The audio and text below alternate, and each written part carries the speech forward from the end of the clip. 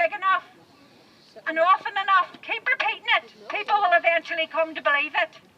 This is the law of propaganda, and psychologists call it an illusion of truth. This is what the governments are using to commit global without using conventional weapons. To implement their control over us, they first have to take over the media. This is so they can dictate and drive the narrative, leaving no place for dissent, discussion or debate. The behavioural insights team that are part of SAGE, who are seconded in the Cabinet Office, are running this out. They have used a very sneaky idea, which is called the nudge theory, and it was devised by a man called Richard Thaler. He's an economist and actually won a Nobel Prize. So the idea behind this is governments can tweak people's behaviour in subtle ways to avoid legislating and ordering. So they nudged you to stay at home. They nudged you to wear a mask, to stay 6 feet apart, and now they're nudging you to take. They're all unsafe. The government made a law that allows the pharmaceutical companies immunity for protection for their product.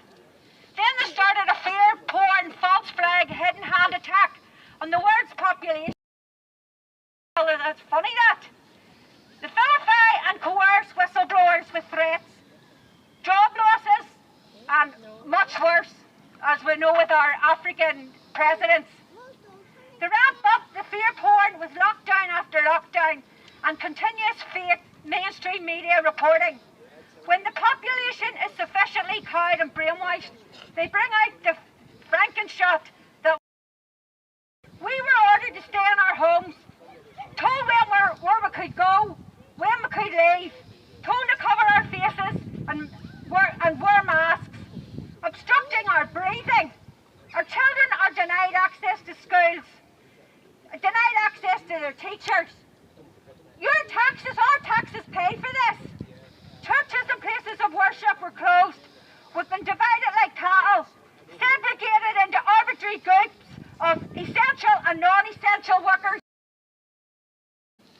They run the world, and they did this by lying. There's no laws, just a tweaking and nudging of people's behaviour. And this to stop us being together to discuss the truth.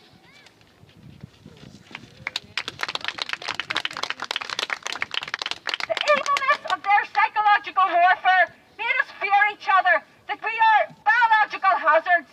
We'll stay 6 feet apart, but do not even hide their attentions from us, because their satanic rules require them to tell us what they're doing. So, in the words of Longfellow, in the world's broad fields of battle which we are in the bivouac of life, this is your life. Be not like cattle, sheep. Be a hero. Wake the hell up. Don't trust the future that they're offering, because there is no future. There's no future. However pleasant they make it out. Let the dead past bury its dead. You better act in the living present, and your heart within the God overhead. So if you want to live in a world where you can own nothing, as our lovely Klaus Schwab, keep watching mainstream media and just keep on complying.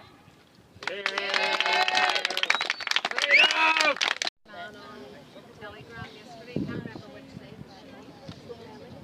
He's living over in the UK. Yeah, I did it twice. You got that? He's good at the speeches.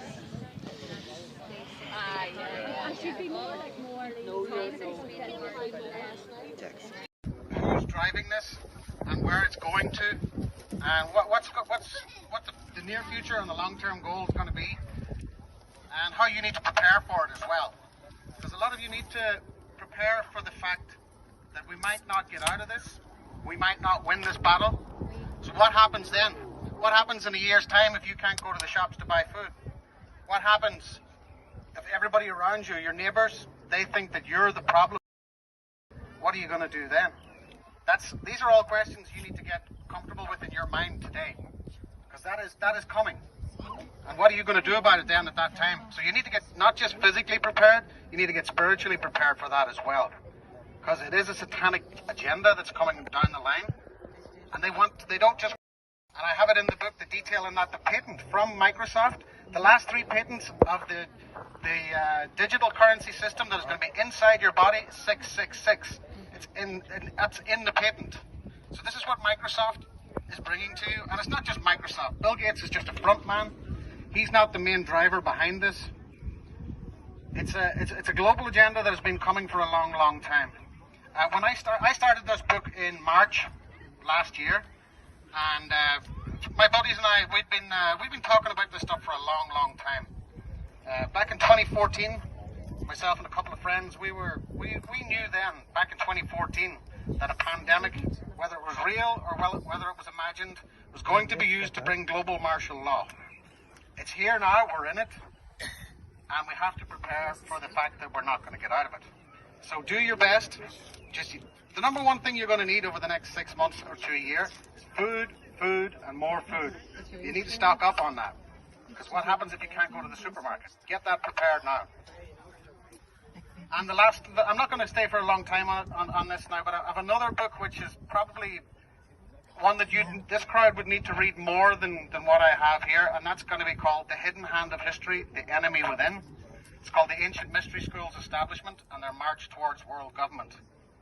That goes into depth on the Masonic lodges, the royal houses, the Vatican, the Socialist Communist International, which are all Freemasons at the highest level, and how they're all working together.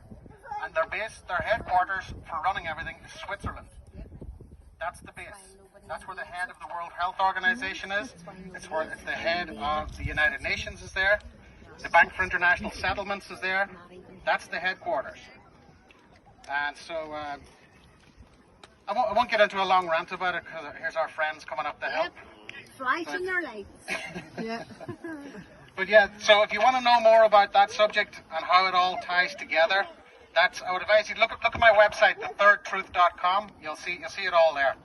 So again, one other thing going forward, I wanted to say something about that as well, is that it's important. You can't expect to affect change. Let's get everybody and go to Stormont. You have to start organising in your local areas. It has to happen locally, because whether it be Belfast or Dublin, you're not going to overthrow the government there. What you can do is affect change in your local area. And that's what you need to focus on, networking with people in your local area and expand that. And if people do that in different areas all over the place, we may just buy ourselves more time than we can imagine. So that's my message to you. Organise locally and hopefully try and expand it from there. Thank you.